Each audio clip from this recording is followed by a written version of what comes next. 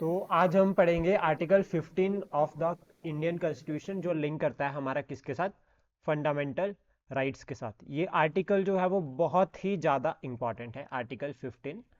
और ये basic right है हमारा, फंडामेंटल राइट। और ये याद रखना कि यहाँ से जो मिलेगा that is part of your basic structure. Article 14 से लेकर 18 के बीच में कंसेप्ट आता है इक्वालिटी का, कि इक्वालिटी होनी चाहिए।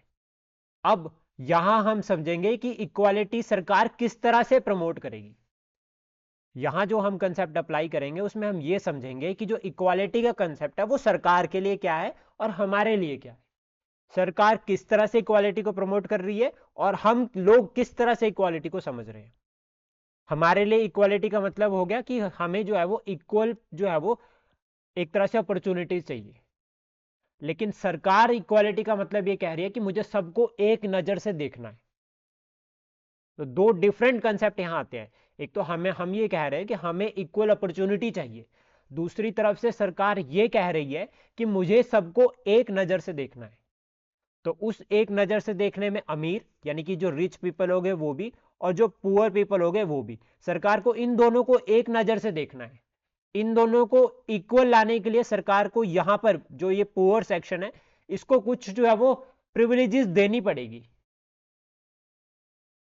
और सारा जितना भी जो पूरा का पूरा पॉलिटिकल सिनेरियो चलता है वो इन प्रिविलेजेस पर चलता है। चाहे वो बैकवर्ड क्लासेस हो, चाहे वो एसटी हो, चाहे वो ओबीसी हो, चाहे वो ईडब्ल्यूएस हो, वो सरकार की तरफ से आ रहा है इक्वालिटी प्रमोट करने के लिए। सरकार को भी अपनी नजर में सब बराबर करने हैं ताकि अपॉर्चुनिटी, इक्वल अपॉर्चुनिटी आए इक्वल सर्कमस्टांसेस में। ये समझ आ गया?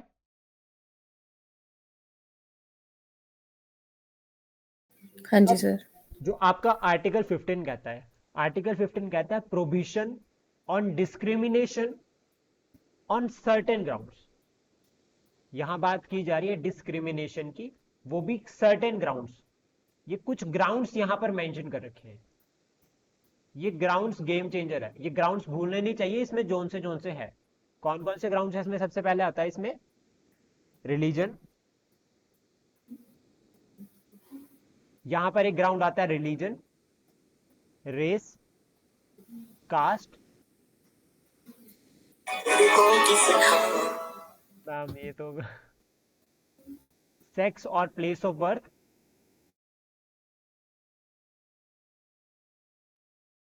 ठीक है, ये इंपॉर्टेंट है, याद रखना।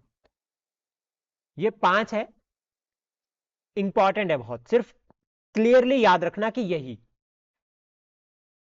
सरकार इन ग्राउंड्स पर डिस्क्रिमिनेशन नहीं कर सकती, लेकिन इसके बाहर जितने भी होंगे उनके ऊपर कर सकती है। तो यहां वर्ड अप्लाई होता है ओनली, कि सरकार इन सब पर नहीं कर सकती, लेकिन इसके बाहर जितने भी होंगे उनके ऊपर डिस्क्रिमिनेशन हो सकता है। जैसा फॉर एग्जांपल है कि रिलीजन, कि कोई भी हिंदू मुस्लिम के नाम पे जो है वो सरकार डिस्क्रिमिनेशन नहीं करेगी। फॉर एग्जांपल है कि अगर मैं सिख हूं, ठीक है, तो सरकार मुझे ये नहीं बोल सकती कि आप सिख हो, आपको ये राइट नहीं मिलेगा। कास्ट के बिहाफ पे भी जो है वो राइट्स ऐसे सरकार डिस्क्रिमिनेशन नहीं कर सकती। ये पहला पॉइंट क्लियर हो गया। अब दूसरा पॉइंट आता है यहां पर ओनली का। ओनली मतलब यही प्रोविजंस, इसके बाद वाले प्रोविजंस पर सरकार कर सकती है। और वो सरकार को ये अलाउ करता है, ये सब सरकार को अलाउ करते हैं कि आप स्पेशल प्रोविजंस बनाओ। आपको स्पेशल प्रोविजंस बनाने हैं ताकि सबको में जो है वो इक्वालिटी प्रमोट हो। तो यहां पे जो पहला प्रोविजन आता है, याद रखना, वो आता है पब्लिक के केस में।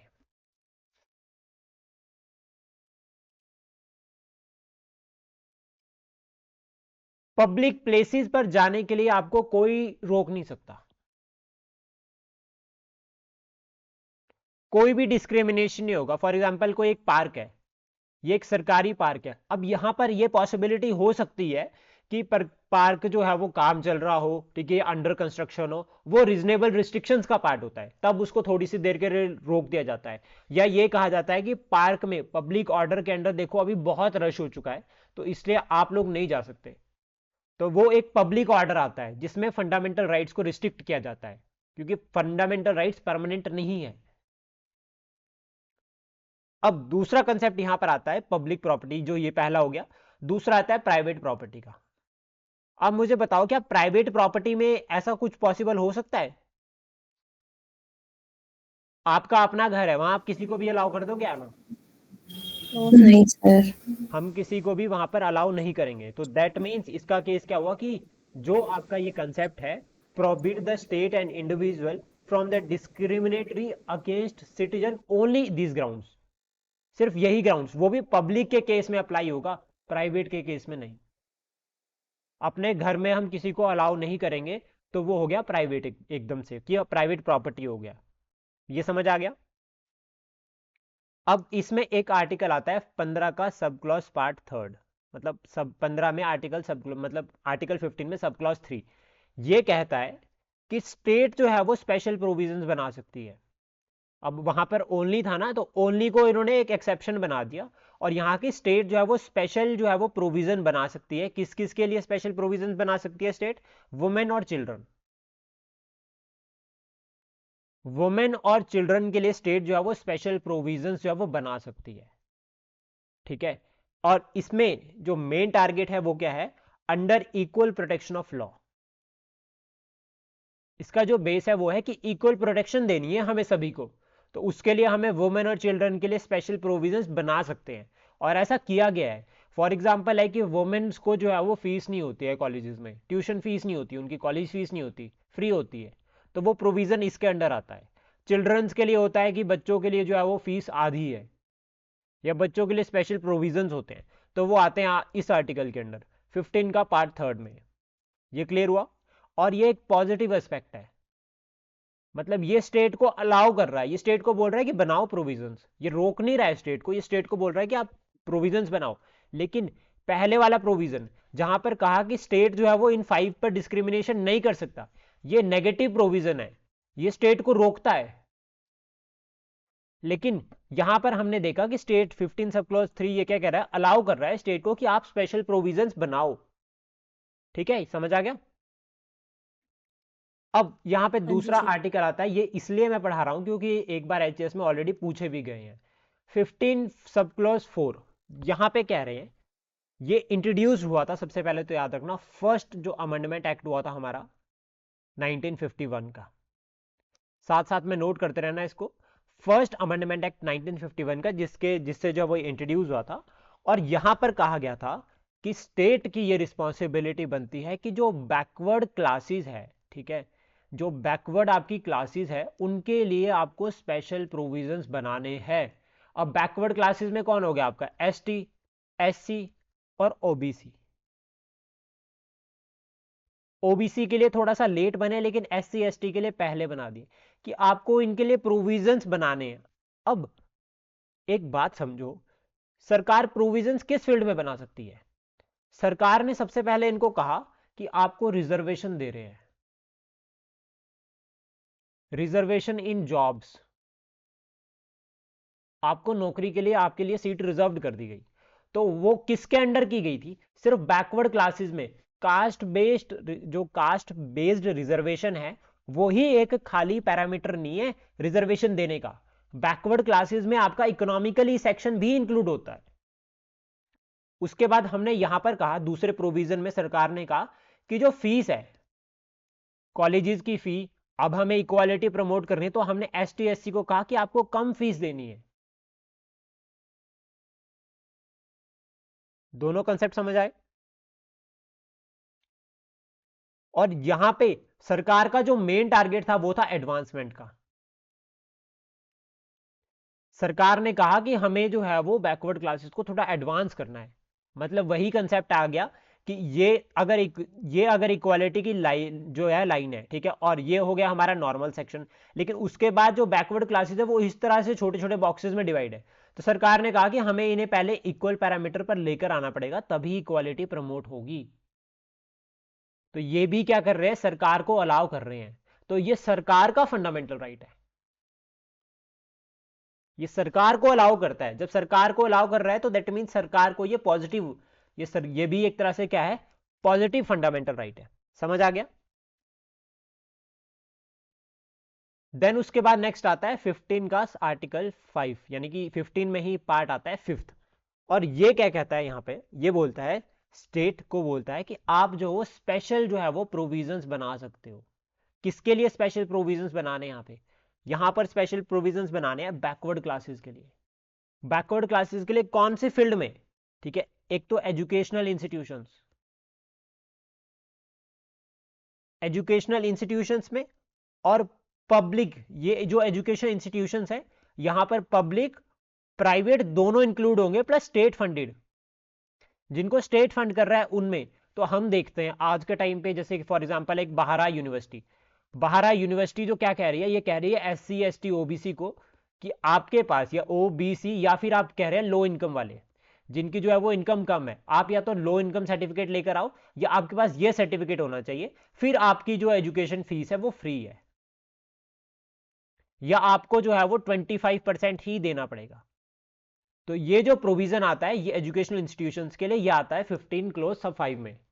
जैसा शून्य यूनिवर्सिटी में भी आज के लिए ट्रेंड चल रखा है कि आपकी जो है वो फीस जो है वो जो कैटेगरी में है, या फिर आपका यहाँ से जो वो इनकम सर्टिफिकेट है, तो उस केस में ये सिस्टम अप्लाई होता है कि अगर आपके पास ये सर्टिफिकेट्स है तो 25% ही आपको पे करना पड़ेगा, 75% जो है वो आपका जो है आपको रिटर्न कर दिया जाएगा। यानी कि वो कौन पे करेगा, सरकार, या फिर ऐसा प्रोविजन हो सकता है कि वो कैंसिल हो जाएगा। तो ये प्रोविजन आता है 15 में, और ये ST SC OBC के लिए आता है। देन उसके बाद आता है आर्टिकल 15(6), मतलब 15 का 6th पार्ट। इसमें यह कहा गया 15 के सब क्लॉज 6 में यहां पे कि ये जो है वो 103rd अमेंडमेंट हुई थी 2019 में, जिससे ये इंट्रोड्यूस हुआ था। यहां पर कहा गया इकोनॉमिकली वीकन सेक्शन, कि इकोनॉमिकली वीकन सेक्शन के लिए भी सरकार जो प्रोविजंस बना सकती है, और इसके लिए सरकार लेकर आई थी 10% रिजर्वेशन को।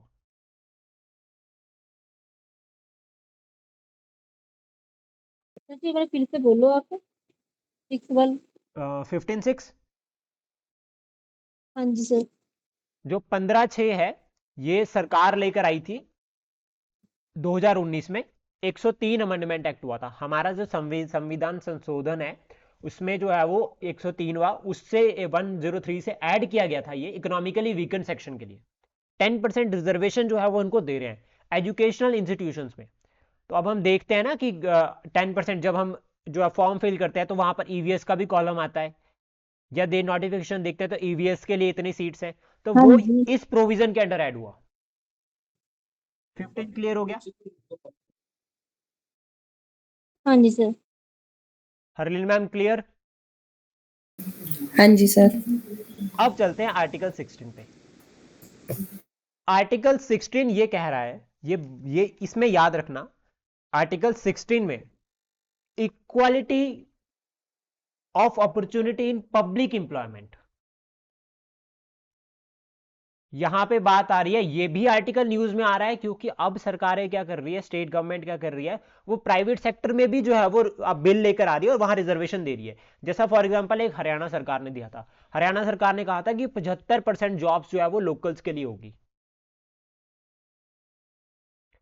तो ये आर्टिकल 16 कहता है कि सरकार की ये रिस्पॉन्सिबिलिटी बनती है कि उसे इक्वल अपॉर्चुनिटी देनी है in public employment, equal opportunity in public employment. अब इसमें ग्राउंड्स आते हैं कि सरकार जो है वो इन ग्राउंड्स पर डिस्क्रिमिनेशन नहीं कर सकती।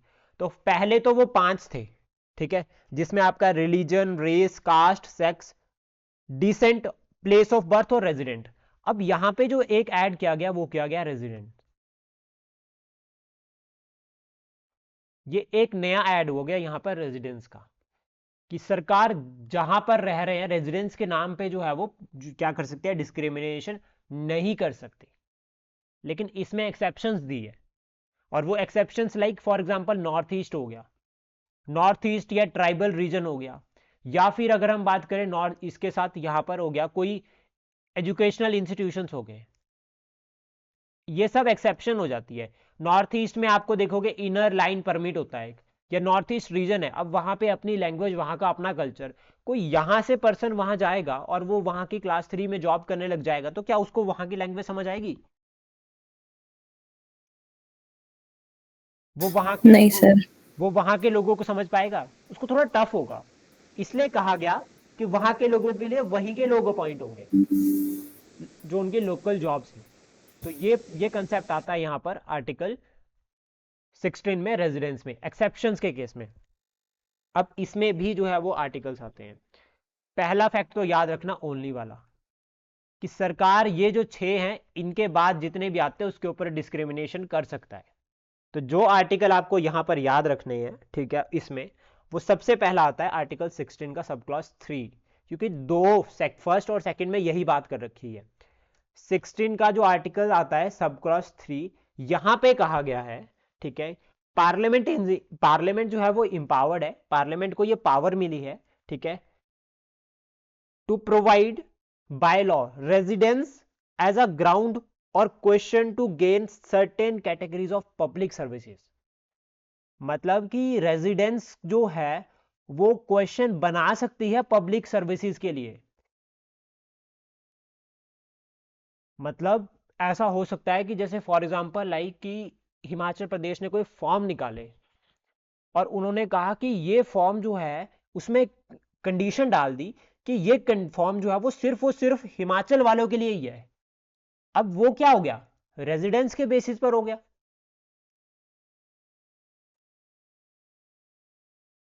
समझ आया?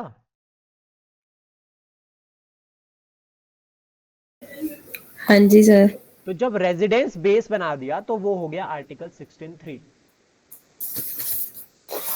बट ये काम सिर्फ पार्लियामेंट कर सकता है। दूसरा यहां पर एक एग्जाम्पल है इसका, हिमाचल का तो हमने एक सिर्फ एग्जाम्पल समझा था, लेकिन जो आंध्र प्रदेश है, आंध्र प्रदेश में जो ग्रुप सी और ग्रुप डी की जो सर्विसेज है उनके लिए सिर्फ आंध्रा वाले लोग हैं। वहां सिर्फ आंध्रा वाले लोग ही इसके लिए अप्लाई कर सकते हैं, क्लास 3 और क्लास 4 की सर्विसेज के लिए, on the basis of the residence. फिर इसके बाद आता है तो 16(4). मतलब ये रूल हर स्टेट में नहीं है?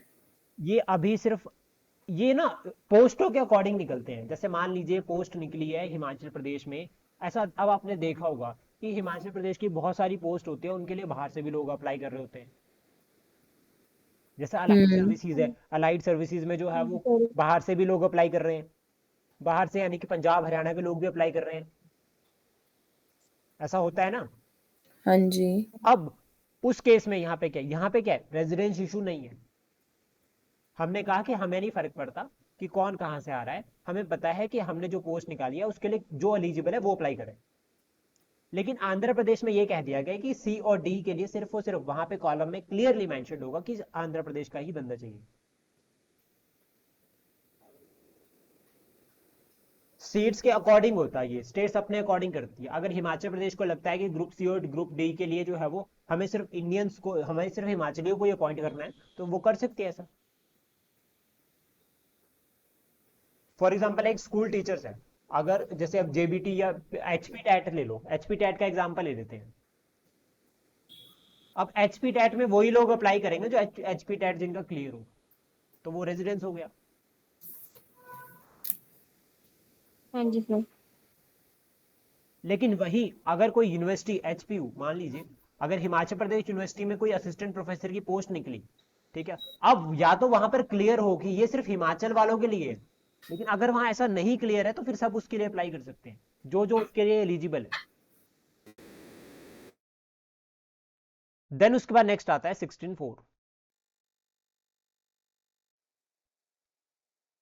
16(4) में ये कहा गया है कि ये इंपावर करता है स्टेट को to make special provisions in the favour of backward classes. अब यहां पे जो बैकवर्ड क्लासेस जो इंक्लूड कर रहा है ये, ठीक है, वो किस केस में जो है वो इंक्लूड कर रहा है? वो इंक्लूड कर रहा है पब्लिक एम्प्लॉयमेंट में। और सारी लड़ाई इसी आर्टिकल की है, क्योंकि अब ये बोल रहा है बैकवर्ड क्लासेस के लिए स्पेशल प्रोविजंस बनाना। बैकवर्ड क्लासेस कौन हो गए? SC ST OBC, that means your reservation.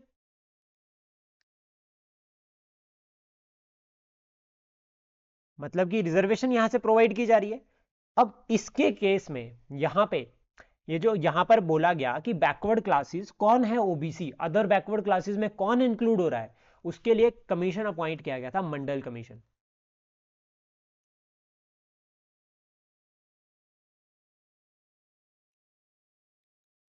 और ये जो मंडल कमीशन है ये अपॉइंट किया गया था 1978 में, और इसको अपॉइंट किया था मोरारजी देसाई की सरकार ने।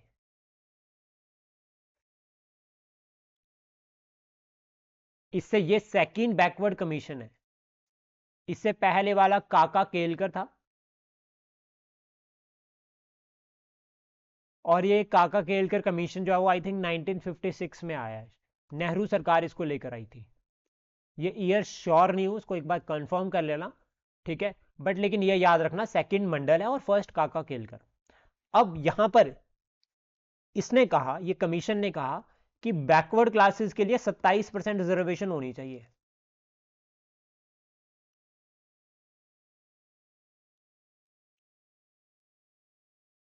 इस कमीशन ने कहा कि 27%, लेकिन आया तो 1978 में था, इसको पास होते होते लग गए 1992 1990 में, 1990 सॉरी, 2 नहीं 1990। यहां पे सरकार थी वीपी सिंह की, और वीपी सिंह भाई साहब ने क्या किया कि ये जो रिकमेंडेशन थी 27% की, इसको जो है वो एक्सेप्ट कर लिया, और इन्होंने ओबीसी के लिए जो है वो रिजर्वेशन दे दी 27%। यहां तक समझ आ गया? अब हुआ हाँ क्या जी। कि यहां पर एक केस आता है, इंदिरा स्वाने केस। ये आजकल भी न्यूज में चला था काफी, इंदिरा स्वाने केस।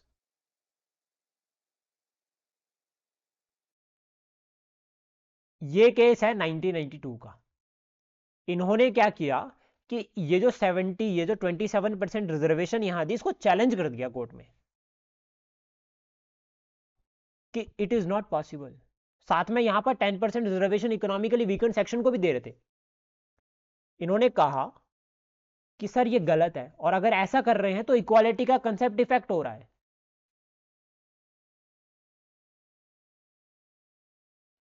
देखो, पहले तो आप एससी के लिए भी रिजर्वेशन दे रहे हो, फिर एसटी के लिए भी रिजर्वेशन दे रहे हो, फिर ओबीसी के लिए भी आप रिजर्वेशन लेकर आए, फिर आपने कह दिया कि ईडब्ल्यूएस के लिए भी रिजर्वेशन है। अगर आप रिजर्वेशन, सपोज दैट कि एससी को रिजर्वेशन दे रहे हो आप 20%, ओ एसटी को रिजर्वेशन दे रहे हो आप 15%, ओबीसी को आप रिजर्वेशन दे रहे हो 27%, ईडब्ल्यूएस को दे रहे हो 10%, कितने हुए टोटल? 15 20 35, 35 और 10 45, और 45 और 10 55, 65 और 67, 67%। बाकी बचे जर्नल, ये कितने हो गए? 33%। हाँ जी। तो इन्होंने कहा कि सर इक्वालिटी का कंसेप्ट इफेक्ट हो गया।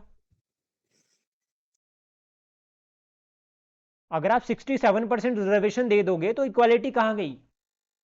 तो इस केस में यहां पर कहा गया कि 50% से ज्यादा रिजर्वेशन नहीं दे सकते। आपको उनके बारे में भी सोचना है जो रिजर्वेशन में नहीं आते। तो सुप्रीम कोर्ट ने कहा कि 50% से ज्यादा रिजर्वेशन नहीं होगी, प्लस ये भी कहा कि ओबीसी के केस में हर कोई ओबीसी नहीं है, तो यहां पर आपको एक क्रीमी लेयर का डिसाइड करना पड़ेगा, जिसमें सैलरी जो है वो मैटर करेगी। और अराउंड अभी अगर हम बात करें तो 7 से 8 लाख के बीच में है, कि जिसकी एनुअल इनकम जो है वो 7 या 8 लाख, 7 या 8 लाख से कम है, वो जो है वो बैकवर्ड क्लासेस में इंक्लूड होगा।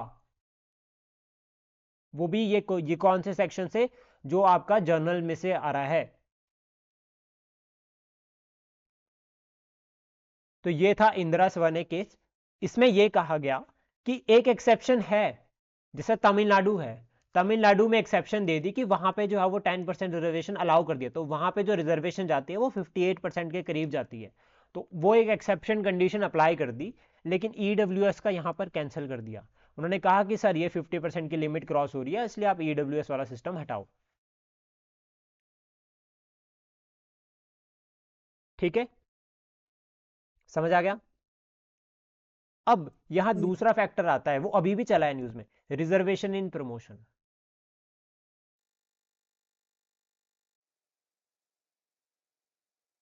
अभी तक आपने जितना पढ़ा, मुझे बताओ क्या उसमें ऐसा कंसेप्ट है रिजर्वेशन इन प्रमोशन का?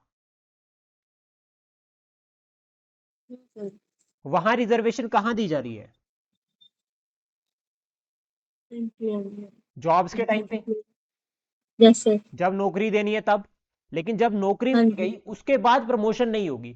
तो 2006 में सुप्रीम कोर्ट ने ये बोल दिया, सुप्रीम कोर्ट ने ये कहा, और ये केस था नागराज केस। ये नागराज केस था, और इन्होंने कहा, नागराज केस में सुप्रीम कोर्ट ने कहा कि रिजर्वेशन इन प्रमोशन नहीं होगी। लेकिन सरकार ने क्या किया? सरकार ने ये जो आपका आर्टिकल 16 है, इसका जो सब क्लॉज 4 का, इसमें भी एक पार्ट इन्होंने ऐड कर दिया। 77th अमेंडमेंट एक्ट हुआ था, ठीक है, इसके से जो है वो उन्होंने कहा यहां पे कि रिजर्वेशन इन प्रमोशन होगी। एससी एसटी ओबीसी के लिए जो है वो यहां पर रिजर्वेशन इन प्रमोशन होगी। फिर सुप्रीम कोर्ट ने उसके बाद ये डिसीजन दे दिया कि नहीं होगा।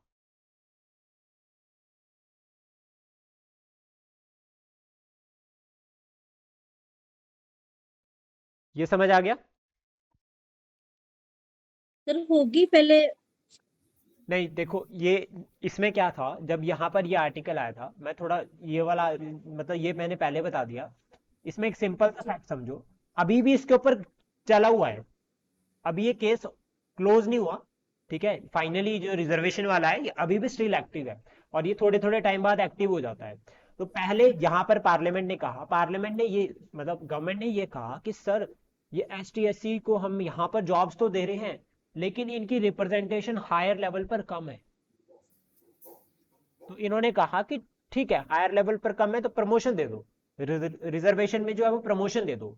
फिर सुप्रीम कोर्ट ने 2006 में ये बोल दिया कि रिजर्वेशन इन प्रमोशन जो है वो फंडामेंटल राइट नहीं है। सिर्फ सरकार की रिस्पॉन्सिबिलिटी है कि वो इक्वालिटी प्रमोट करे, वो फंडामेंटल राइट है। लेकिन अगर आप ये बोलते हो कि सरकार रिजर्वेशन इन प्रमोशन भी दे, तो वो फंडामेंटल राइट नहीं है। सुप्रीम कोर्ट ने कहा कि ये पॉसिबल नहीं हो सकता नागराज केस में।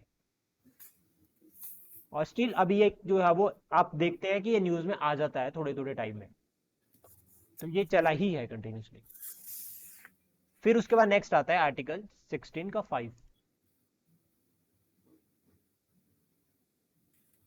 यहां पर यह कहा गया कि कुछ जॉब्स रिलीजन के लिए ही लिमिटेड होगी। मतलब जैसे लाइक फॉर एग्जांपल यहां पर एक छोटे से फॉर्म में कहा कि जैसे कोई रिलीजन है, अब उसका हेड है,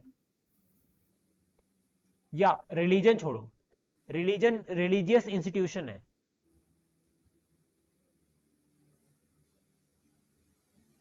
अब कोई क्रिश्चियन स्कूल है, ठीक है, वो एक रिलीजियस इंस्टीट्यूशन हो गया, बेशक वो चाहे सरकार से एफिलेटेड है, लेकिन उसका जो हेड होगा वो क्रिश्चियन ही होगा।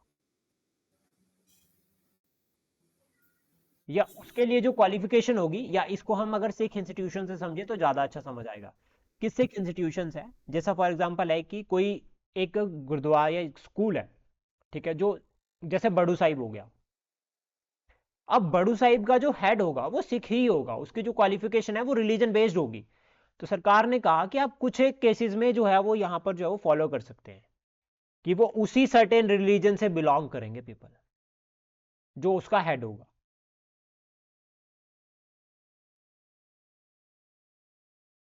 ठीक है, समझ आ गया?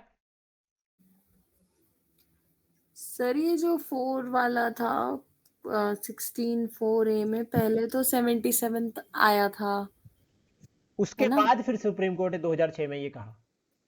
उसके बीच में वो नहीं आया था, मतलब पता नहीं, मैंने पढ़ा था शायद कहीं कोई अमेंडमेंट एक्ट से, मतलब वो सीनियर को रिजर्वेशन मिल सकती है। और वो मैं आप समझ गया आप क्या कह रहे हो। देखो इसमें ऐसा होता है, जैसे लाइक फॉर एग्जांपल है कि कोई पर्सन ए है और कोई पर्सन बी है, ठीक है। अब मान लीजिए ये एक सीनियर पर्सन है, ठीक है, जो जनरल कैटेगरी से बिलोंग करते हैं, ठीक है, लेकिन ये बी है, ये जूनियर कैटेगरी, ये जूनियर है, ठीक है, बी जो है वो जूनियर है, और ये बिलोंग करते हैं एस टी कैटेगरी से। एस टी से समझ लेते हैं इसको, ठीक है, ये शेड्यूल्ड ट्राइब से बिलोंग करते हैं। अब एक पोस्ट, अब इन दोनों का सुपीरियर होगा डी, डी जो है वो इन दोनों का सुपीरियर है, लेकिन ये पोस्ट है खाली। अब इस पोस्ट पे था एसटी। अब आइडियली क्या होना चाहिए, अगर यहां पर रिजर्वेशन इन प्रमोशन नहीं है तो उस केस में यहां पर कौन जाएगा, सीनियर जाएगा पहले, यानी कि ए जाएगा। बट ऐसा नहीं है हाँ ना जी। सर। बट ऐसा नहीं है, यहां कौन चला गया। हाँ यही तो इसी वजह से ये एसटी अभी भी जाएगा। केस चलता रहता है। तो ठीक अब है। जो यहाँ जूनियर था वो सीनियर बन गया, just because of the ST. लेकिन सुप्रीम कोर्ट ने यहां पर 2006 में ये कहा था कि रिजर्वेशन इन प्रमोशन नहीं होगी, बट लेकिन उसके बाद इन्होंने, सरकार ने कहा कि इक्वालिटी प्रमोट करनी है। ये अभी का वर्डिक्ट है, ठीक है, ये हाँ जी। पहले वाला छोड़ो, अभी का। तो सरकार ने अभी ये कहा है कि इनको एसटी को एक हायर पोजीशन पर भी इक्वालिटी अपॉर्चुनिटी, मतलब एक तरह से जो है वो इनको प्लेटफॉर्म प्रोवाइड करना है वहां पे भी, तो इसलिए क्या है वहां रिजर्वेशन कर देते हैं। Right sir. अब चलते हैं 16(6) में। ये अभी का काम है, EWS। अब देखो ये चीज पहले हुई थी 1992 में, लेकिन उस टाइम पे क्या हुआ, इसको सुप्रीम कोर्ट ने कह दिया कि ये गलत है। आप 10% रिजर्वेशन दे रहे हो तो आप 50% को क्रॉस कर जा रहे हो। लेकिन इस बार सुप्रीम कोर्ट ने क्या कहा, इस बार सुप्रीम कोर्ट ने कहा कि Indira Svane case supreme court की जजमेंट थी, संविधान में नहीं लिखा है, तो उसको चेंज किया जा सकता है। तो इन्होंने क्या किया, यहां पर 10% रिजर्वेशन को अलाउ कर दिया इकोनॉमिकली वीकेंड सेक्शन के लिए। समझ आ गया। सर फिर 15(6) में क्या बताया था, यही नहीं बताया था। 15(6) में पब्लिक इंप्लॉयमेंट नहीं आ रही ना, यहां हम पब्लिक इंप्लॉयमेंट बात कर रहे हैं स्पेशल। अच्छा ठीक है सर। 15(6) में हमने कहा था सरकार डिस्क्रिमिनेशन नहीं करेगी ऑन ग्राउंड्स, लेकिन वहां हम इक्वालिटी का कंसेप्ट पढ़ रहे हैं। यहां पे हम पब्लिक इंप्लॉयमेंट को मतलब पढ़ रहे हैं कि पब्लिक इंप्लॉयमेंट में इक्वालिटी किस तरह से रह सकती है और क्या एक्सेप्शन। ठीक है सर। और ये जो मैंने आपको 6, 5, 4 करके पढ़ा है ना, ये एक्सेप्शन है सारी की सारी, और ये आर्टिकल अब इस तरह से पूछे जाते हैं, तो इसलिए मैंने इनको इसी तरह से कवर कर दिया। ठीक है सर। 17 और 18 हम पढ़ चुके हैं, इसको तो नहीं पढ़ाना पड़ेगा। नहीं सर। तो अब चलते हैं आर्टिकल 19 पे। आर्टिकल 19 कहता है राइट टू फ्रीडम।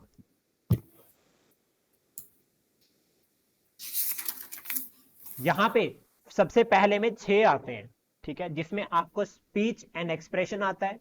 सेकंड यहां पर आता है आपका असेंबली। उसके बाद थर्ड आता है, यार एक तो यहां पर आता है असेंबली, फिर उसके बाद आता है थर्ड में एसोसिएशन,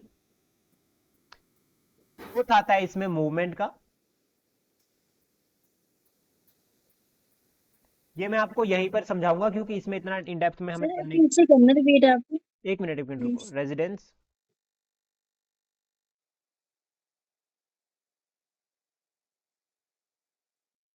ऑक्यूपेशन। देखो सबसे पहले आता है freedom of speech and expression.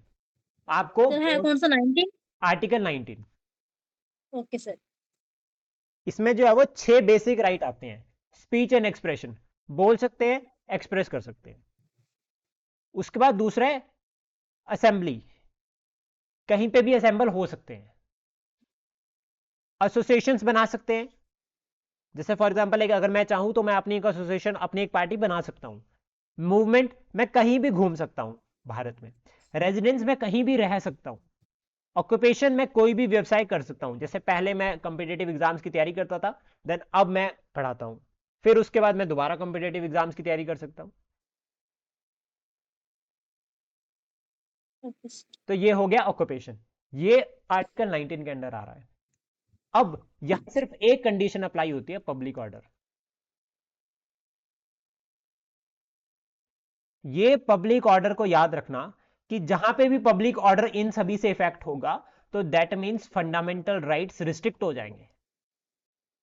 जैसे फॉर एग्जांपल है कि स्पीच एंड एक्सप्रेशन, अब वार लगी है, लड़ाई लगी है, और मैं बोल रहा हूं सरकार को ऐसा नहीं करना चाहिए भाई, सरकार को 100 बंदे और अपॉइंट कर देने चाहिए वहां पे। Is that possible? सरकार बोलेगी नो मुझे सर। पता है, तुम कौन हो बोलने वाले अभी? तो हमने क्या किया कि आपको बोलने का मौका ही नहीं दिया, हमने आपका स्पीच एंड एक्सप्रेशन रिस्ट्रिक्ट कर दिया। असेंबली,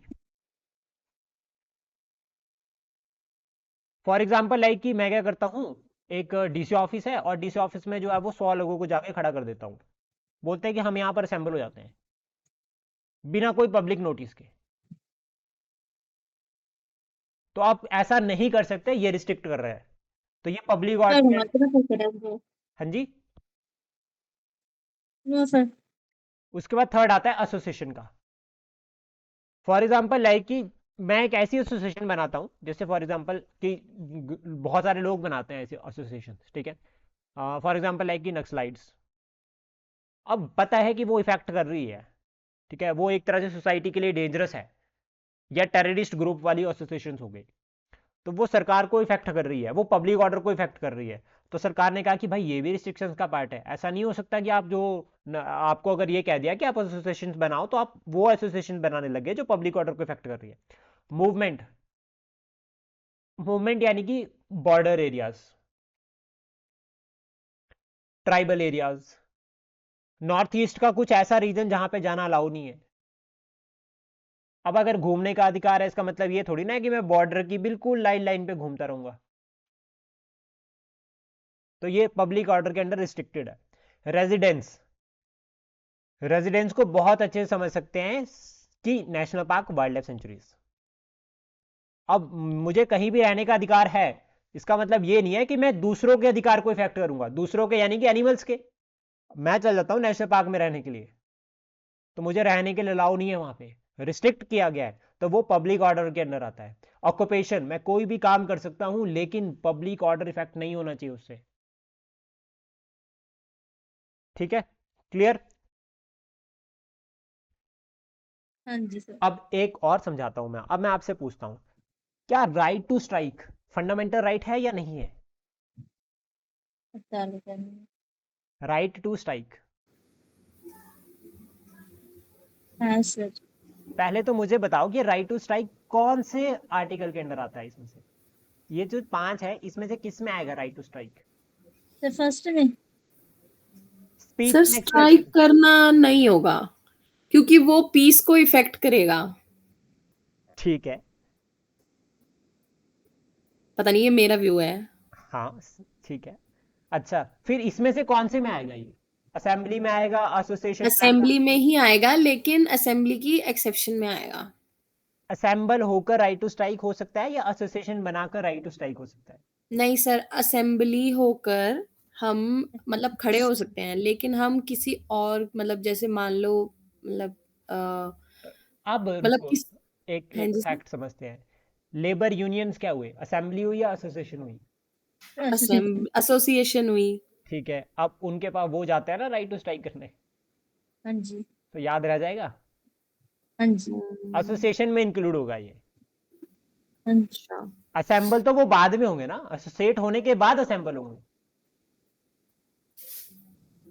राइट टू ठीक है। स्ट्राइक के लिए आपको असेंबल होना पड़ेगा कहीं पे, लेकिन अब राइट टू स्ट्राइक में क्या है, अगर मैं अकेला जाऊंगा करने तो कोई फर्क पड़ेगा क्या? हाँ सर। तो सर राइट टू स्ट्राइक किस मतलब किस में आएगा? सर एसोसिएशन में इंक्लूड एसोसिएशन होगा, में। लेकिन ये लीगल राइट है, फंडामेंटल नहीं, हमें परमिशन लेनी पड़ेगी पहले।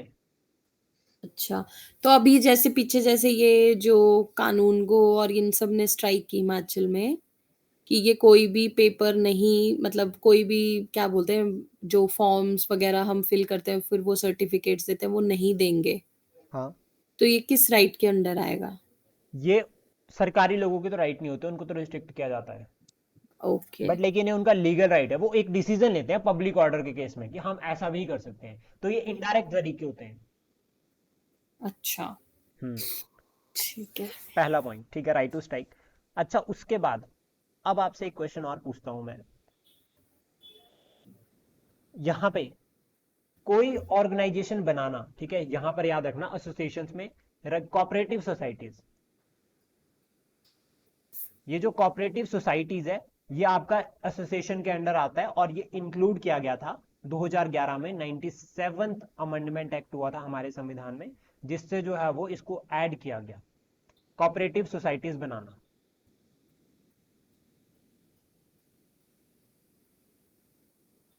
ये समझ आ गया? सर कौन सा ईयर? 2011। अब उसके बाद नेक्स्ट पॉइंट, जो ये बंद डिक्लेयर किया जाता है, हड़ताल होती है, भारत बंद हो गया, हड़ताल होगी, ये जो करते हैं, क्या ये लीगल है या इलीगल है? बंद बताओ मुझे। भारत बंद बोलते थे ना, कि भारत बंद, क्या ये लीगल एक्टिविटी है, इलीगल एक्टिविटी है? सर अगर तो स्टेट इम्पोज कर रही है, मतलब स्टेट मतलब सेंटर, भारत बंद पहली बात तो गवर्नमेंट नहीं करेगी। वो क्यों भारत बंद कर देगी? अपना नुकसान क्यों करेंगे? हाँ जी सर। क्यों सर? कोविड में नहीं हुआ इतना भारत बंद? एक्टिविटीज रिस्ट्रिक्ट हुई थी।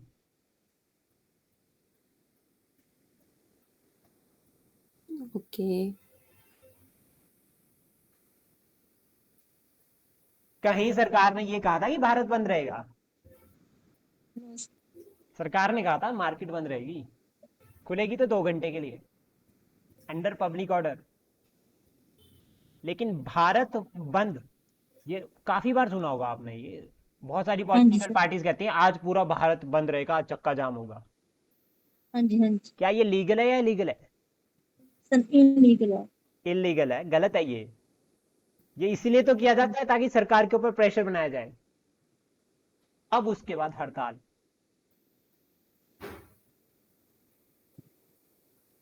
क्या हड़ताल करना फंडामेंटल राइट है या नहीं है? ये सुप्रीम कोर्ट ने कहा है कि भारत बंद जो है 1998 में, सुप्रीम कोर्ट ने कहा है कि ये इलीगल है। मुझे बताओ कि हड़ताल करना फंडामेंटल राइट है या नहीं है? सर फंडामेंटल राइट है, राइट सर ये भी इलीगल हुआ फिर? ये है, लीगल, पर है ये लीगल है फंडामेंटल, सर। ये फंडामेंटल राइट राइट है। है। अगर मुझे लगा कि मेरा ये चीज नहीं फॉलो की गई, ठीक है, फॉर एग्जाम्पल है कि मैं डीसी ऑफिस में गया और वहां पे मेरी बात नहीं सुनी गई, तो मैं वहां पे स्ट्राइक, हड़ताल कर सकता हूँ। वर्कर्स जो है, स्ट्राइक ही नहीं हुआ, हड़ताल। नहीं नहीं नहीं, वो एक अलग फैक्टर में आता है। यहाँ पे आपको परमिशन के साथ देखो, फॉर एग्जाम्पल है कि वर्कर्स है, वर्कर से आपको ये बहुत अच्छे से क्लियर हो जाएगा, सरकारी छोड़ो, वर्कर से आपको अच्छे से क्लियर हो जाएगा। फॉर एग्जाम्पल किसी एक कंपनी है, ठीक है, ये कोई कंपनी थी सी, इसके इसके 50 वर्कर जो हैं, वो क्या करते हैं, अब यहाँ पे वर्कर इसके अगेंस्ट चले जाते हैं, ये प्राइवेट कंपनी थी, इसके अगेंस्ट चले जाते हैं। अब क्यों? क्योंकि इन्होंने कोई ऐसा रूल बना दिया, इन्होंने बोल दिया कि सर आपको लंच करने के लिए सिर्फ 10 मिनट मिलेंगे और आपको उसके बाद काम करना पड़ेगा। तो इन लोगों ने कहा कि नहीं सर, हमें जो है वो पूरे 30 मिनट्स ही चाहिए, ये हमें सरकार ने दे रखा है, तो इसके लिए हमारा क्या हो गया, हम कहाँ चले गए, हड़ताल पे चले गए। तो ये हो गया फंडामेंटल राइट। एक्सेप्शन का केस है ये,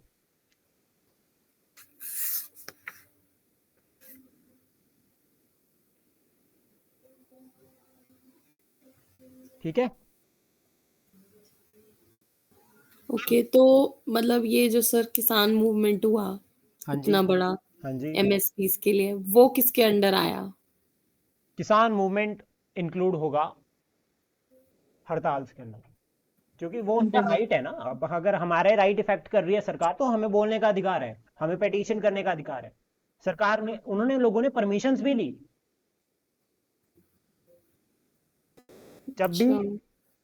लेकिन जब परमिशन नहीं दी तो इलीगल तरीके से हुआ। बट अच्छा, लेकिन तो ये आया अंडर एसोसिएशन? नहीं, फिर? लेकिन डिफरेंट डिफरेंट एसोसिएशन, ये क्या होता है, इसमें आप इसको बहुत ब्रॉड पर्सपेक्टिव पे दो तरह से सोचो, एक सरकार की तरफ से, एक हमारी तरफ से। अब जैसे सरकार 3 कानून लेकर आई थी, 3 फार्म बिल्स लेकर आई थी, उससे क्या हुआ, फार्मर्स इफेक्ट हुए। तो डिफरेंट डिफरेंट फार्मर एसोसिएशन थी, वो सब मिली और उन्होंने क्या प्लान किया कि हम क्या करेंगे, स्ट्राइक करेंगे, हम हड़ताल करेंगे। पहले उन्होंने क्या किया, पब्लिक ऑर्डर, परमिशन मांगी, हरियाणा सरकार से परमिशन मांगी कि हमें जंतर मंतर में जाने दो, दिल्ली सरकार से परमिशन मांगी हमें जंतर मंतर पे बैठना है, लेकिन नहीं मिली, तो उन्होंने बॉर्डर ब्लॉक कर दी।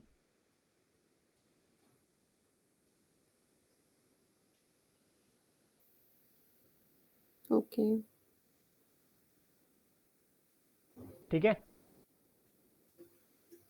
ठीक एंड है। उसके बाद आता है आर्टिकल 20। अब इसको ध्यान से समझना, ये बहुत इंपॉर्टेंट आर्टिकल है और इसको याद करने, एक आर्टिकल 20 और एक आर्टिकल 22, बस ये निकल गए तो समझो काम खत्म। आर्टिकल 20 में ये कहा गया है कि यहाँ पे, ये ध्यान से समझना, इसको बहुत ज़्यादा इंपॉर्टेंट है आर्टिकल 20। और इसमें मेन जो आता है वो आता है आपका एक फैक्ट यहाँ पे कि आप जो है वो, मतलब सरकार क्या कर रही है यहाँ पे, protection in respect of conviction for offences.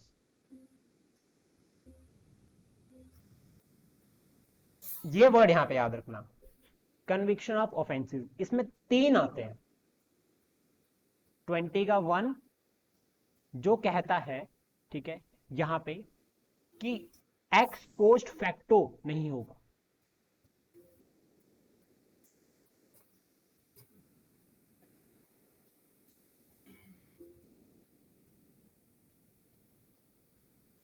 ये जी बहुत क्या ज्यादा होता है, इंपॉर्टेंट।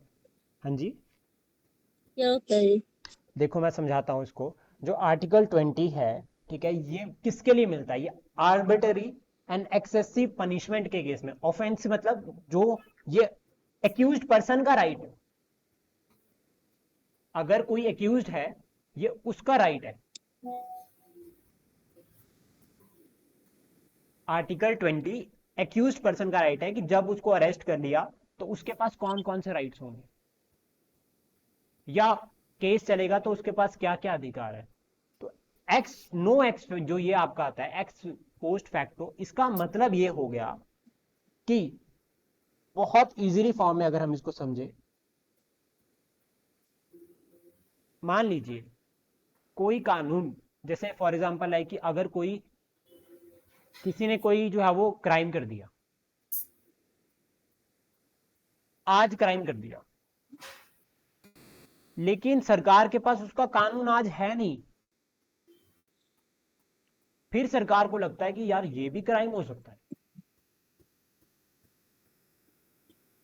तो फिर उन्होंने कल कानून बनाया। अब क्राइम तो आज हुआ था, तो क्या जो कानून कल बना है उसको आज जो क्राइम हुआ सजा मिल सकती है?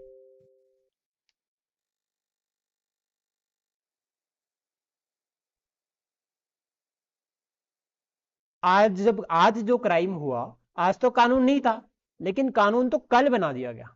कल बनाया मतलब नेक्स्ट डे बनाया कानून, और फिर कहा, फिर क्या उसको आज वाले जो क्राइम हुआ उसके लिए सजा मिल सकती है? हाँ या ना? हाँ, मिल सर सकती। जिस टाइम पे लॉ नहीं था उस टाइम पे क्यों सजा देंगे? बिल्कुल सही, तो नहीं मिलेगी। ये है ये concept, no ex post facto law. हाँ मतलब कल लॉ बन गया तो कल से वो हो गया कि मतलब उसके क्योंकि अगेंस्ट कानून सजा कल मिल बना, सकती है। हाँ, कानून कल बना, फिर वो इंप्लीमेंट होगा, फिर सजा मिलेगी। वो भी तब मिलेगी जब कोई ऑफेंस तब शुरू होगा जब वो कानून ऑलरेडी है। तो मतलब अगर कोई क्राइम होता है उसका कोई कानून है ही नहीं, तो उस केस में सजा भी नहीं है।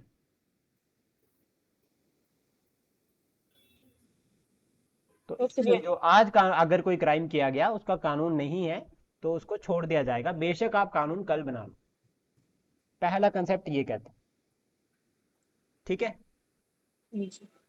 No double jeopardy, no double. दूसरा कंसेप्ट आता है ये भी बहुत इंपॉर्टेंट है, इसको समझना थोड़ा सा पर इजी है। एक ही, ये सिर्फ क्रिमिनल केस में अप्लाई हो रहा है।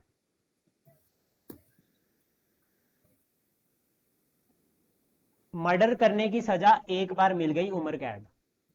मान लीजिए फॉर एग्जांपल किसी ने मर्डर किया, उसको एक बार मिल गई उम्र कैद सजा, दूसरी बार नहीं मिलेगी। वो एक बार छूट कर आ गया, फिर उसको दोबारा से उम्र कैद नहीं दे देंगे उसी क्राइम के लिए, उसी मर्डर के लिए सिर्फ एक ही बार सजा मिलेगी।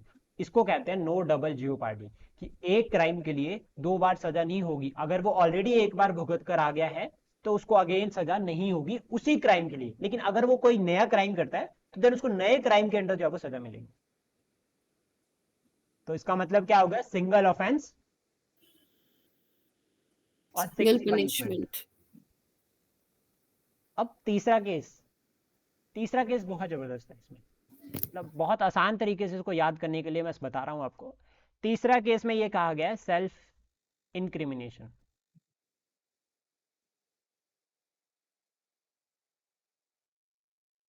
खुद ही बोल देना कि सर मैं दोषी हूं, मैंने ये किया है।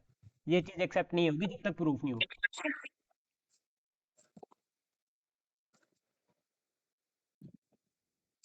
जब तक प्रूफ नहीं होगा तब तक ये चीज नहीं होगी। क्रिमिनल केस में वो पूछते हैं ना, जज पूछता है कि क्या आपने ये गुनाह किया है। जब तक वो एक्सेप्ट नहीं करता ना खुद, फिर उसके बाद पूछता है प्रूफ क्या है। क्योंकि कई बार ऐसा होता है, फॉर एग्जाम्पल है कि ऐसा आपने देखा होगा कि अगर मान लीजिए कोई पर्सन ए है, गलती तो इसने करी, क्राइम तो इसने किया, लेकिन इसके पास बहुत पैसा है। ये क्या बोलेगा, किसी पर्सन बी को बोलेगा कि मैं तुझे 50,000 रुपये देता हूं, तुझे अपना जो है वो क्राइम जाके कबूल लेना। तो इस केस में जो रियल जो एक्यूज था वो तो बच के निकल गया, और बी को पैसे चाहिए थे तो वो उसने कबूल कर लिया। तो सरकार ने कहा कि भाई प्रूफ चाहिए पहले।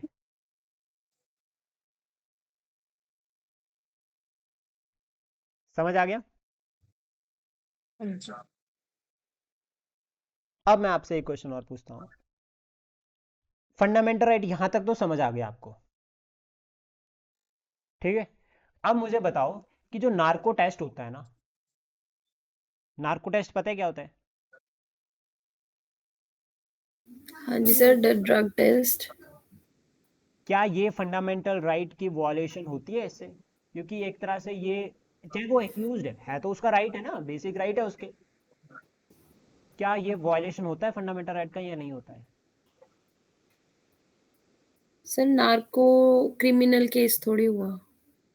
लेकिन अब जैसे मान लीजिए एविडेंस के उसमें तो, हाँ चलो बताओ बताओ सही, पहले फिर देखते हैं।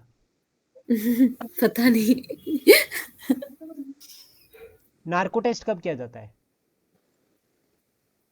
सर क्रिमिनल केस में तो किया जाता है, जब पीछे एक केस हुआ था। इन्वेस्टिगेशन के लिए। हाँ जी, हाँ जी। और इन्वेस्टिगेशन के टाइम पे, ठीक है, ये एज एन एविडेंस हम कर रहे हैं हाँ जी। कि हमें एविडेंस कलेक्ट करने हैं। तो उस केस में ये कहा गया कि नार्को जो है वो फंडामेंटल राइट्स की वायलेशन नहीं करता, क्योंकि भाई एविडेंस आएगा तभी तो। हो सकता है कि उसको नहीं गलती करी हो, उसको बचाना भी तो है। हाँ जी। तो बचाना भी तो ड्यूटी है। हाँ जी। ये था आर्टिकल 20। इसके बाद नेक्स्ट आता है article 21। Article 21 right to life है। Right to life, personal liberty.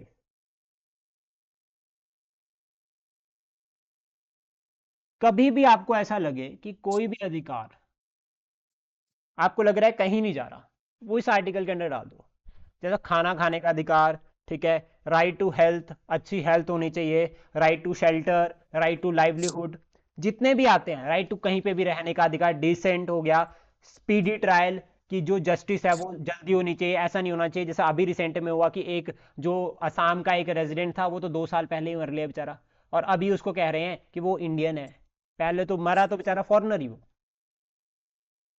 अभी 2 दिन पहले की, अभी आजकल ही न्यूज में चलाई है, सुप्रीम कोर्ट ने अभी कहा कि जो बेचारा वो व्यक्ति था वो इंडियन रेजिडेंट है, लेकिन जब वो मरा तो वो बेचारा फॉरनर ही मर गया, कि वो बांग्लादेश से आया था, इलीगल सिटीजन था। लेकिन अभी सुप्रीम कोर्ट ने कहा कि भाई वो इंडियन सिटीजन था। तो मतलब स्पीडी हाँ जी ट्रायल होना सर, हमारा कल ही तो राइट है है। वो असम वाला केस। हाँ जी, असम वाला केस अभी 2-3 दिन पहले न्यूज़पेपर में था। हाँ तो ये जी सभी सर। आता है आर्टिकल 21 के अंदर, right to life and personal liberty. दूसरा इसमें कंसेप्ट जहां कंफ्यूज होते हैं बच्चे, वो होता है article 21A।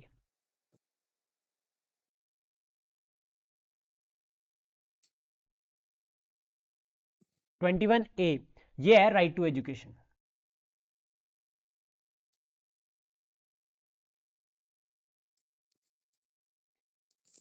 Right to education. अब यहां पे भी कैसे होगा, देखो राइट टू एजुकेशन, ये 21A में ये ऐड किया गया था हमारे संविधान में 86, जो हमारी अमेंडमेंट एक्ट हुई थी संविधान में 2002 में। इसमें इससे कहा गया था कि 6 से लेकर, ये याद रखना, पूछूंगा मैं, ये अमेंडमेंट बहुत ज्यादा इंपॉर्टेंट है और ये आएगी अभी डीपीएससी में, 6 से लेकर 14 साल के बच्चों के लिए जो वो कंपलसरी फ्री एजुकेशन होगी. It become responsibility of the government to provide 6 to 14 year free and education compulsory. ठीक है. दूसरा, ये फंडामेंटल ड्यूटी भी है, ये हमारा कर्तव्य भी है कि हम 6 से लेकर 14 साल के बच्चों को जो है वो एजुकेशन प्रोवाइड करें. तो ये सरकार की ड्यूटी भी है और ये हमारी ड्यूटी भी है और हमारा ये फंडामेंटल राइट भी है. इसके लिए सरकार ने बनाया था राइट टू एजुकेशन एक्ट 2009, जिसमें कहा गया था कि बच्चों को फ्री और कंपलसरी एजुकेशन देनी चाहिए. तो आरटीआई एक्ट, आरटीई एक्ट 2009 याद रखना, 86 अमेंडमेंट एक्ट 2002 की याद रखना, और आर्टिकल 21A. और अगर आप पहले के पेपर उठाओगे ना 2017-18 के, तो ऐसे ऐसे क्वेश्चन पूछते थे यूपीएससी में भी कि जो राइट टू एजुकेशन है वो कौन से आर्टिकल के अंडर मेंशन है. लेकिन 2019-20 के बाद लेवल ही बदल गया है. देन उसके बाद आता है आर्टिकल 22.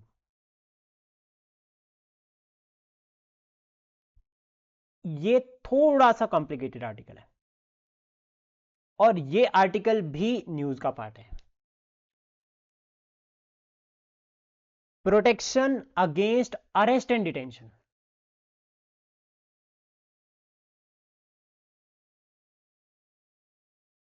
कि अगर कोई पर्सन को अरेस्ट किया गया है या डिटेन किया गया है तो उसके पास कौन कौन से अधिकार होंगे, यह बता रखा है आर्टिकल 22 में.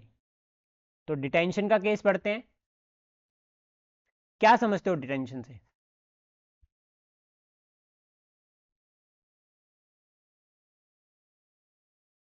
डिटेंशन का मतलब हो गया किसी को उठा लेना.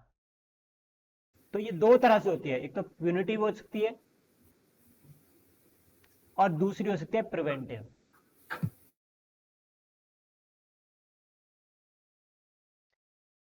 प्रिवेंटिव कब? जब हमें ये सरकार को, पुलिस वालों को या आर्म फोर्सेस को, किसी को भी ये आशंका है, ये डाउट है कि ये पर्सन रिस्पॉन्सिबल हो सकता है किसी बड़े ब्लास्ट के लिए, किसी बड़ी एक्टिविटी के लिए, तो उस केस में आता है प्रिवेंटिव डिटेंशन.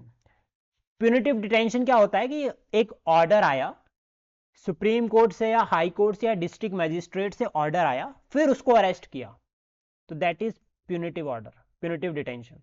जब आप एक कानून को फॉलो करके जो है वो अरेस्ट कर रहे हो. लेकिन प्रिवेंटिव सिर्फ शक के दायरे पे उठा लेना. ये समझ आया?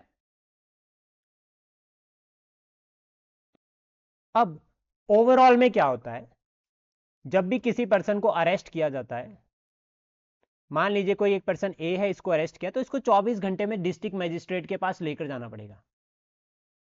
ऐसा आपको पता है?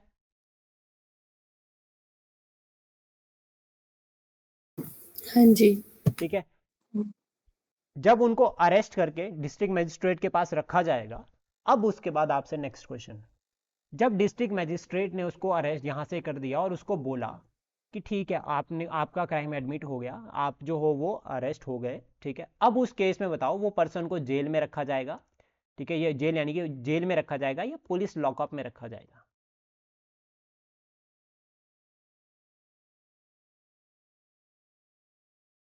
सर जब तक कोर्ट में साबित नहीं होता तब तक उसको जेल कैसे हो गई? देखो 24 घंटे में मान लीजिए हमने उसको क्या किया, बहुत बहुत कॉमन है, बहुत ज़्यादा कॉमन है. सबसे पहले तो पुलिस ने क्या किया, किसी पर्सन को अरेस्ट कर लिया. अरेस्ट करने के बाद उसको 24 घंटे में कहाँ भेजना है? डिस्ट्रिक्ट मजिस्ट्रेट के पास लेकर जाना है. केस समझना बहुत इजी है. ठीक है. अब डिस्ट्रिक्ट मजिस्ट्रेट ने बोला ओके, आपने इसको मेरे सामने पेश कर दिया, मैं एक्सेप्ट करता हूं इस बात को, आगे की कार्रवाई शुरू की जाए, जांच पड़ताल की जाए कि क्या ये पर्सन दोषी है भी या नहीं. अब मुझे बताओ कि उस केस में क्या उसको छोड़ तो सकते नहीं? क्या वो पुलिस लॉकअप में रहेगा या जेल में रहेगा? तो पुलिस रोक सकती है। ये क्वेश्चन यूपीएससी में आ रखा है, इसलिए मैंने पूछा है.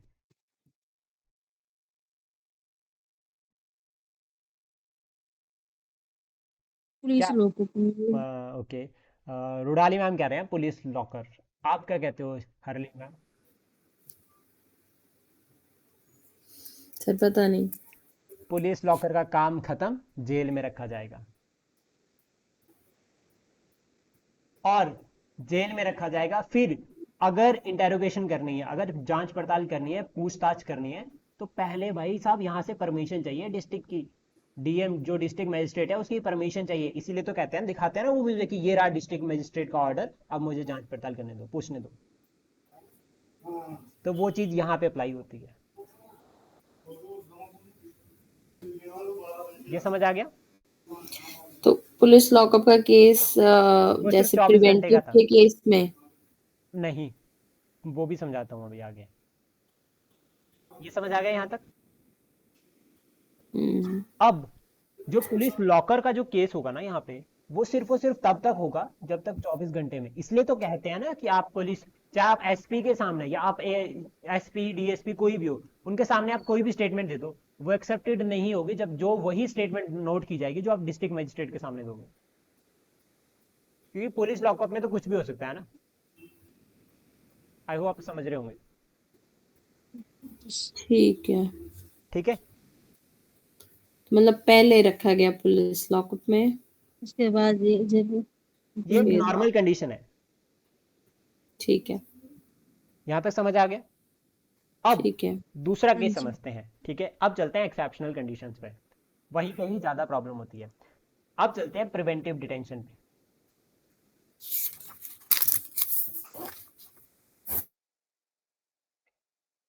प्रिवेंटिव डिटेंशन में क्या हुआ कि हमें हुआ शक, यानी कि सरकार को हुआ शक, पुलिस को हुआ शक, उन्होंने पर्सन को अरेस्ट कर लिया। अब एक बात ध्यान में रखना, अरेस्ट किए हुए पर्सन के पास पहले हमने हमने पढ़ा, उसके पास ये राइट है कि एक तो उसको बताया जाएगा कि आपको क्यों अरेस्ट किया गया। उसके बाद दूसरा, आपको डिटेन करके, जैसे आपको अरेस्ट किया है, आपको 24 घंटे में डिस्ट्रिक्ट मजिस्ट्रेट के पास भेजना है। लेकिन यहां पे ये नहीं होगा। एक तो पहले बताएंगे नहीं कि क्यों किया,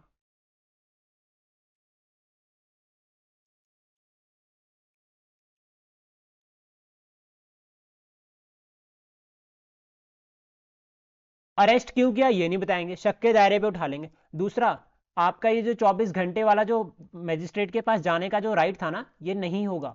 क्योंकि अगर यहाँ पे अब पुलिस वाले थोड़ा ना बोलेंगे कि सर हमें शक हुआ तो हम इसको अरेस्ट कर लिए।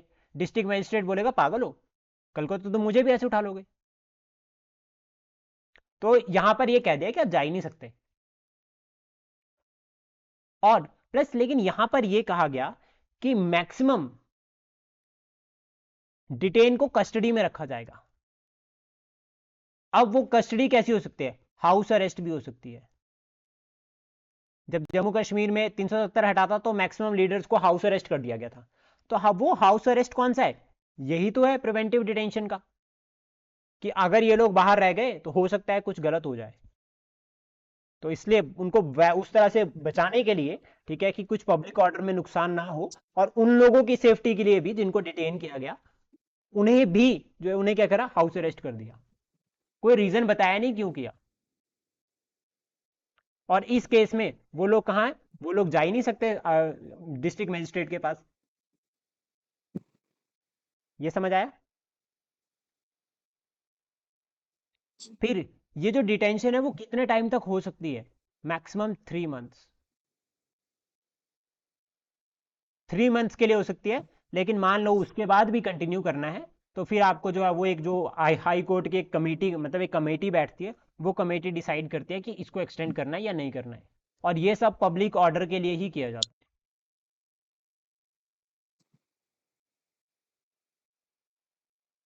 ठीक है, अब इस चीज को यहां पर ध्यान में रखना, क्योंकि यहां से एक राइट है। पहले केस में देखो, जो हमारा पहला केस था, यहां पर हमने पढ़ा था कि अरेस्टेड पर्सन को 24 घंटे में कहां पर भेजा जाएगा? डिस्ट्रिक्ट मजिस्ट्रेट के पास भेजा जाएगा। अगर वो दोषी नहीं है, उसको क्यों भेजा जाएगा? क्योंकि उसके पास एक राइट है हेबियस कॉर्पस का।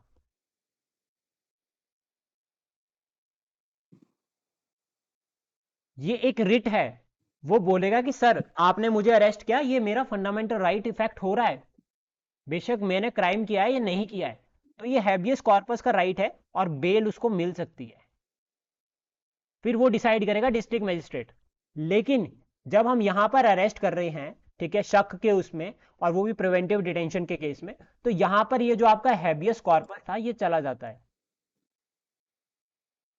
और एक्यूज्ड, अगर कोई मान लीजिए किसी को अरेस्ट किया गया है, अब अरेस्टेड पर्सन तो कैसे हैबियस कॉर्पस को फाइल करेगा, ये भी जब हम रिट पढ़ेंगे वहां पर अच्छे से क्लियर हो जाएगा। लेकिन तो ये कौन फाइल करेगा, ये उसके बिहाफ पे उसके फैमिली मेंबर्स फाइल करेंगे। लेकिन जब ये पता ही नहीं चला कि क्यों अरेस्ट किया, तो फैमिली मेंबर्स भी कैसे कर सकते हैं। जैसे for example like a person था, वो मार्केट जा रहा था और पुलिस को शक हुआ कि यार ये मार्केट बॉम्ब लेके जा रहा है, उन्होंने उठा लिया। अब फैमिली वालों को पता ही नहीं चला कि हुआ क्या, तो वो हैबियस कॉर्पस फाइल कर सकते हैं या नहीं कर सकते हैं।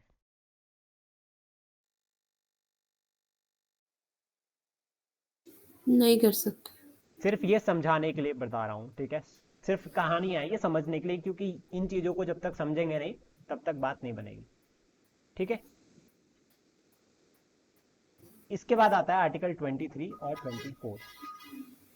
सर बस करो। 23 24 पढ़ लेते हैं, फिर उसके बाद रुक जाएंगे, क्योंकि 23 और 24 थोड़े छोटे छोटे आर्टिकल्स हैं। फिर 25 से लेकर 32 एक कवर कर लेंगे। आर्टिकल 23 और 24 बहुत बेसिक है, ठीक है, सिर्फ 2 वर्ड्स में खत्म हो जाएंगे, क्योंकि मुझे आपको एक फैक्टर और पढ़ाना है अभी, ड्यू प्रोसेस ऑफ लॉ और प्रोसीजर एस्टेब्लिश्ड बाय लॉ। ये दोनों मैं करवाऊंगा क्योंकि ये पेपर में पूछे जाते हैं, और ये आज ही करेंगे हम, इसको भी हम कल के लिए नहीं छोड़ेंगे। देखो, जो आर्टिकल आपका यहां पर आता है, ये आपका 23 और 24, ये है right against exploitation. Right against exploitation,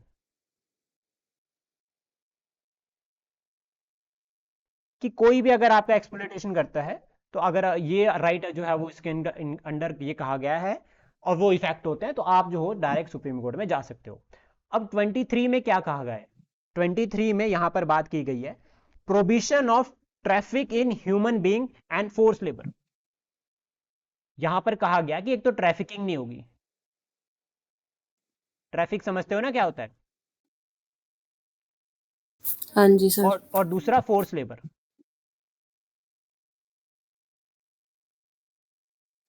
कोई किसी से जबरदस्ती काम नहीं करवाएगा और ट्रैफिक नहीं होगा, जैसा होता है ना कि जैसा लोगों को बेच देते हैं, ठीक है, या उस स्मगलिंग के केस में लोगों को 100 लोगों को पकड़ा और दूसरे देश में डिपोर्ट कर दिया, ये सब होता है ट्रैफिक के अंडर इंक्लूड होता है, जब लोगों का ही जो है वो बिजनेस होता है, ये नहीं होगा।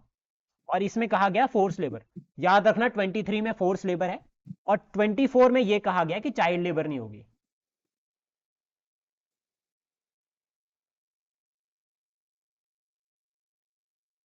स्ट्रिक्टली यहां पर कहा गया कि prohibition of employment of children in factories, factories में बच्चे नहीं काम करेंगे, प्रोहिबिट किया गया। मतलब 6 से 14, हम एक तो क्योंकि ये इसलिए, एक तरफ हम कह रहे हैं कि बच्चों को पढ़ना है, लेकिन दूसरी तरफ अगर हम फैक्ट्रीज में जाने से रिस्ट्रिक्ट नहीं करेंगे उनको, तो ये तो इफेक्ट होगा, तो फिर हम एक फंडामेंटल राइट को कैसे इंप्लीमेंट कर सकते हैं जब दूसरा इफेक्ट हो रहा है। तो देन मुझे आप यहां पर ये बताओ कि पेरेंट्स की हेल्प करना खेत में, बच्चे अगर पेरेंट्स की हेल्प करते हैं खेत में, क्या वो चाइल्ड लेबर के अंडर इंक्लूड होता है, या अगर नहीं सर। हाँ सर। ये तो आप लोग बच रहे हो ना।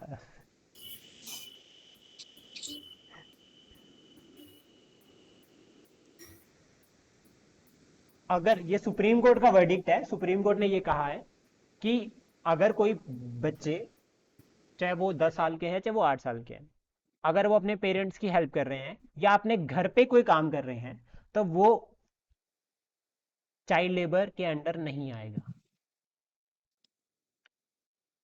बच्चे अपने पेरेंट्स की हेल्प कर सकते हैं खेत में भी काम करने के लिए।